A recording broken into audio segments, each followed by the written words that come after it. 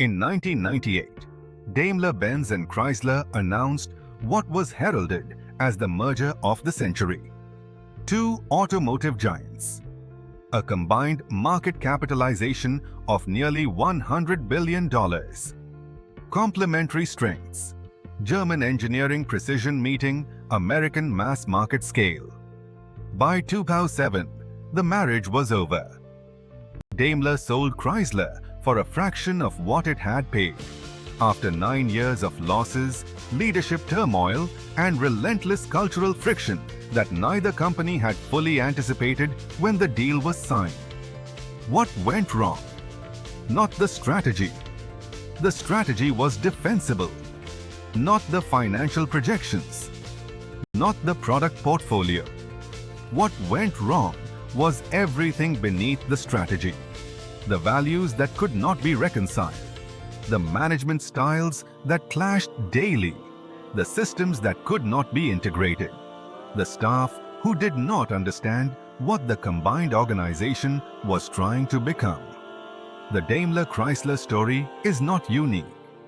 Research by McKinsey and Bain consistently finds that between 50 and 70% of mergers and acquisitions fail to create the value they promised. The most commonly cited reason is not financial modeling error. It is organizational misalignment. Strategy without alignment is a plan that lives on slides and dies in execution.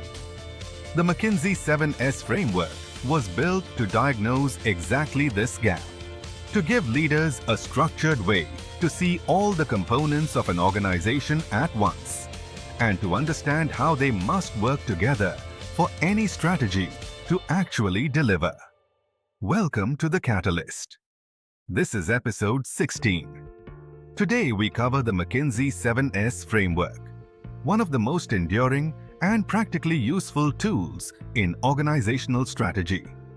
What it is, where it came from, how its 7 elements interact, and how leaders and managers apply it to make real organizational change happen rather than just planned for.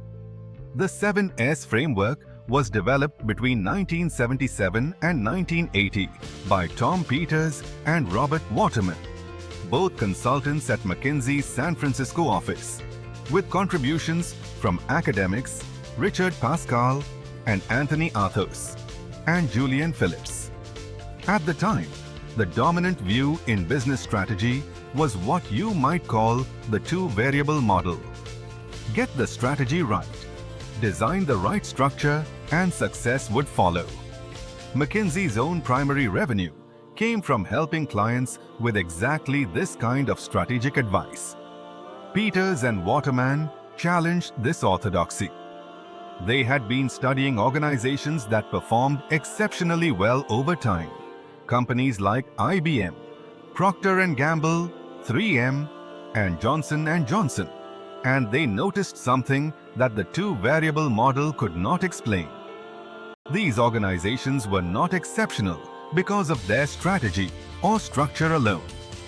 They were exceptional because of the alignment between their strategy, structure, and a range of other factors that the prevailing frameworks ignored entirely. Their findings were first published in a 1980 article in Business Horizons titled "Structure is Not Organization: A Direct Challenge to the Dominant Paradigm." 2 years later, Peters and Waterman brought the 7S framework to a mass audience through their best-selling book, In Search of Excellence. The framework has been a cornerstone of organizational analysis ever since. The 7S framework divides an organization's elements into 2 categories: hard S's and soft S's. The distinction matters because hard elements are relatively easy to see, measure, and change. Soft elements are harder to observe, harder to change, and, according to Peters and Waterman, far more powerful in determining whether a strategy succeeds or fails.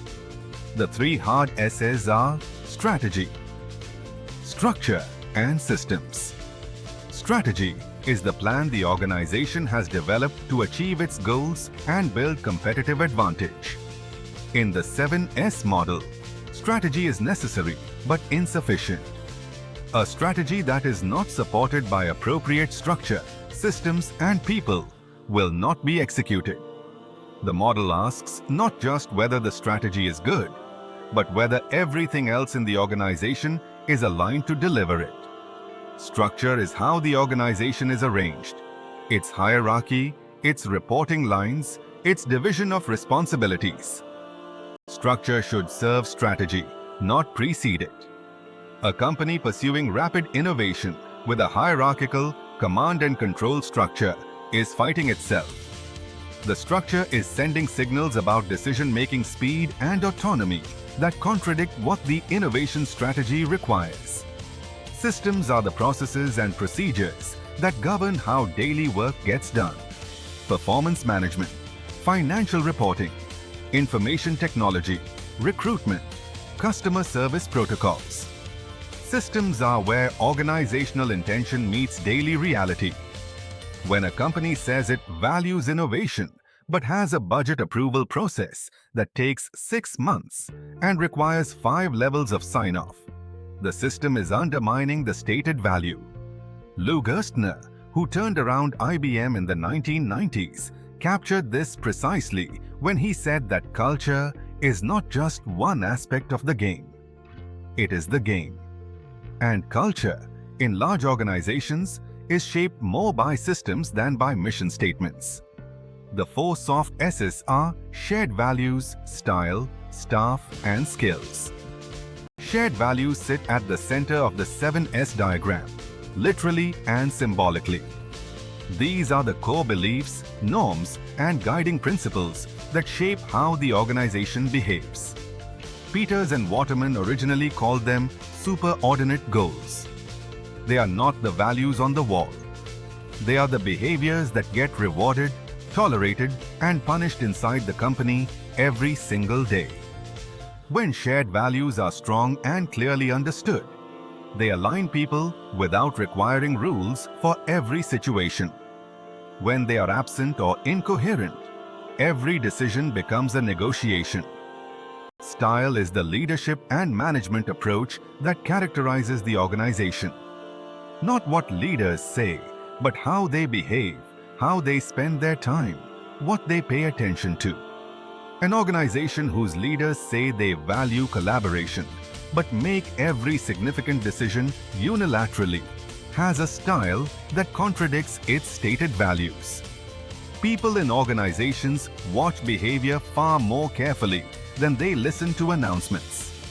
Staff refers to the people in the organization, not just their numbers, but how they are recruited, developed, motivated, and retained.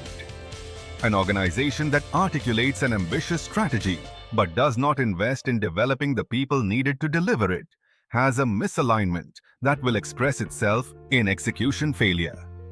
Skills are the distinctive capabilities that the organization excels at, the collective competencies that give it an advantage.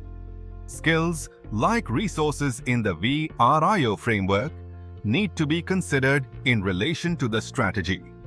If the strategy requires digital capabilities, but the skills base is predominantly analog, the 7S model will surface that gap explicitly. The most important insight in the 7S model is not what the 7 elements are. It is that they are interdependent. Change one, and all the others need to respond. This is the lesson that most major organizational change initiatives miss. A company decides to decentralize its structure to give business units more autonomy. But if the performance management systems still measure and reward central coordination, if the leadership style remains command and control, and if the shared values still emphasize hierarchy, the structural change will be undermined at every turn. The new boxes on the org chart will not change how people actually behave. Microsoft's transformation under Satya Nadella, who became CEO in 2010, is one of the most studied examples of successful 7S alignment in recent years. Nadella changed the strategy from mobile first, cloud first, to cloud first, AI first. But he also changed the style, replacing an internal competition culture with a growth mindset culture. He changed the shared values from know-it-all to learn-it-all. He changed the systems, restructuring performance reviews to reward team success over individual ranking. He changed the skills, investing heavily in cloud and AI capabilities. The structural changes followed. And the results? Microsoft's market capitalization grew from approximately $300 billion in 2010 to over $3 trillion by 2024. Reflected not just a change in strategy, but a change in alignment across all 7 elements. The 7S framework is most useful in 4 contexts. When an organization is diagnosing why a strategy is not being executed when planning a major change, such as a merger, restructuring, or cultural transformation. When assessing a new market entry or business unit launch. And when evaluating why 2 parts of the same organization perform so differently despite having the same stated strategy. Applying it is a diagnostic exercise. For each of the 7 elements, you ask, what is the current state? And what does it need to be to support the strategy? Then, critically, for each pair of elements, you ask, are these 2 aligned with each other? The most revealing conversations in a 7S diagnostic are often about the soft elements. What do we actually value versus what we say we value? What does our leadership style reward in practice? What capabilities do we genuinely have versus what we believe we have? When Unilever has run major transformation programs, such as its Sustainable Living Plan or its digital commerce acceleration during the pandemic, it has used alignment diagnostics precisely because the organization operates in over 100 countries with different systems, styles, and staff compositions. A strategy that works in one region fails in another, not because the strategy is wrong, but because the elements supporting it are not aligned. The 7S lens makes those gaps visible before they become expensive failures. 5 things to carry from this episode. 1. Structure is not organization, and strategy is not execution. The 7S framework exists to close the gap between what an organization plans and what it actually does. That gap is almost always an alignment problem, not a strategy problem. 2. The soft elements are not soft. Shared values, leadership style, staff development, and organizational skills are harder to change than structure and more powerful in determining outcomes. Most change programs under-invest in soft elements and over-invest in structural redesign. 3. All 7 elements are interdependent. Changing one without considering the others is one of the most common and costly mistakes in organizational change. The Daimler-Chrysler merger failed not because the strategy was wrong, but because the soft elements, culture, style, values, were never aligned. 4. The 7S model is a diagnostic, not a prescription. It tells you where the misalignments are. What you do about them requires judgment, prioritization, and sustained leadership commitment. 5. Your action.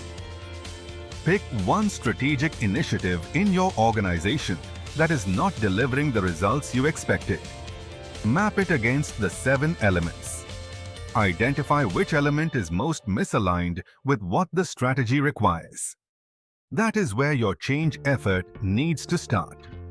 Coming up on episode 17 of The Catalyst, we cover the most widely used strategic planning tool in the world: SWOT analysis. strengths, weaknesses, opportunities, and threats. How it was built, why it has lasted 60 years, and how to run a SWOT that actually produces insight rather than a comfortable list of things everyone already knew. Stay tuned.